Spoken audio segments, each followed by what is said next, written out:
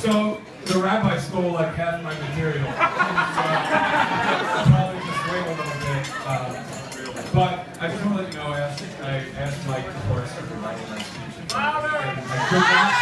asked Mike if there was anything I couldn't include in my speech, and he said no. So first mistake. You can yell at him later. I just want to point out how beautiful you look. You're an amazing guy. Today was amazing. This weekend's been amazing. I just want to thank the parents of the bride and groom. Jim and Nell, last night was an amazing way to kick off the weekend.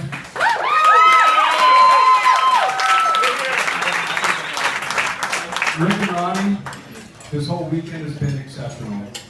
For anyone of Ashley or Mike's friends who even spent just a few minutes with Rick and Ronnie, know how welcoming and genuine they always are. This night's been a true reflection of all you do, so thank you very much. I do feel a little bit sorry for Rick. It's kind of a shame that his grandkids are going to be Red Sox, Celtics, Bruins, and Patriots. I know you love Mike, but I know you wish I actually married someone with a little bit of a better taste in sports teams like me. Dad? Oh, yeah! Anytime you need my help to stop the brainwashing they'll receive from Jim and Mike, you know where to find me. I realized I forgot to introduce myself to those people in this room who don't know who I am. My name is Dan, and I'm the man. I'm the best man of the way. Mike and I have been together for about 8 years. A little bit longer than him and Ashley have been together. And we met in our first year at Delaware. To the best of my recollection, it was the second night I was pledging our fraternity in the spring semester. Mike was already a brother, I was a pledge, and he made me eat 60 chocolate chip cookies in 2 minutes. We've been best buds ever since. A lot of us here knew MBA, Mike before actually. We all remember his style well. For those of you who weren't fortunate enough to meet MBA, those were his pre-Vogue Ryan Seacrest days. He dressed like a thug. He constantly wore hooded sweatshirts and jeans that were about 3 sizes too big for him. He was a couple of shades whiter than he'd ever like to admit. Picture like a tall, skinny Eminem. Despite the image, MBA was still the Mike we all know today. A really good guy and an even better friend. We were close throughout almost all of our time at Delaware. After college, I moved to New York. Mike moved to Philly. But we worked really hard at staying close and saw each other whenever we could. A couple months ago, I moved down to Philly, and we've got really close. Right close to something into doing things that I really dislike. Like helping him clean up crap, lift and move dirty appliances, go to Home Depot, put sand in brown lunch bags, whatever random project he's working on the first phone call he makes. He's pretty convincing because I always go with him. I don't mind that he recently picked up golf, which is a huge passion of mine. It replaces all those texts to go fishing, which I just don't understand. But I never mind doing things because we have a great time no matter what we're doing. And I know he views me as the brother he never had. Like a lot of you heard, I've already got a couple of brothers, but you'll always be a brother to me, man. I could go on and on with the bromance, so I'll stop here. I just want to say that today has been the icing on the cake of our friendship. Standing up there behind you, watching you marry the girl of your dreams, so special. Thank you very much for being your best.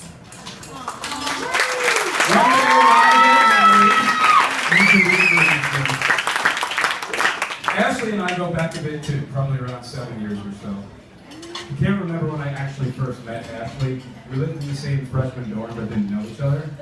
I do remember when I did meet her, she was a lot nicer than I thought she would be. We definitely got close quickly. She became a very loyal friend. She'll always be someone that I can turn to for advice. I think it's pretty rare to have an individual relationship with your best friend's wife, I guess. But Ashley and I will always share a very special bond. The first time Ashley and Mike made out was in my bedroom closet.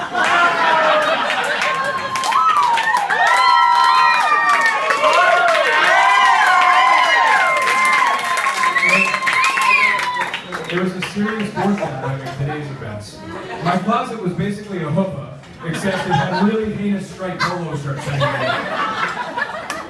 It was after a Halloween party, as we all know, and Ashley was dressed like risky business, and I remember thinking, God, I hope she leaves her button down on one of my hangers, because it's a lot nicer than anything I have.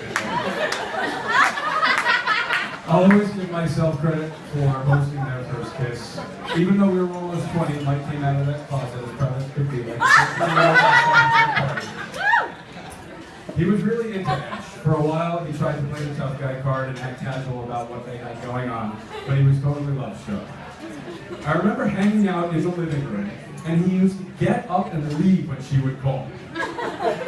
God forbid we heard him sweet-talking into the phone. He might as well just stay in the room anyway, because when he walked out, we all looked at each other and said, baby, baby, baby, baby.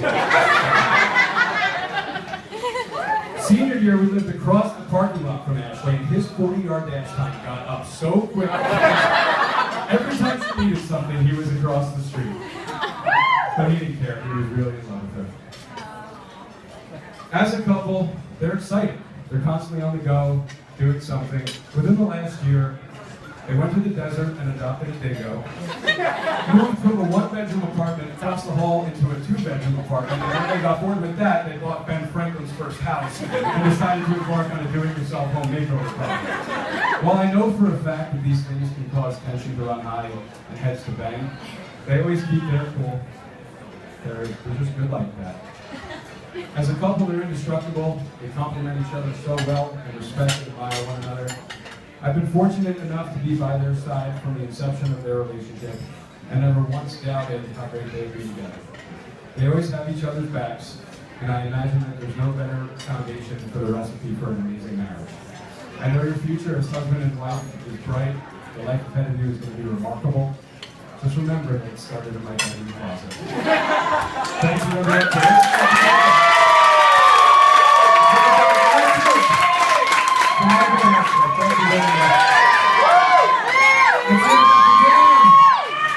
What the fuck, Al? You said it was okay. It was amazing.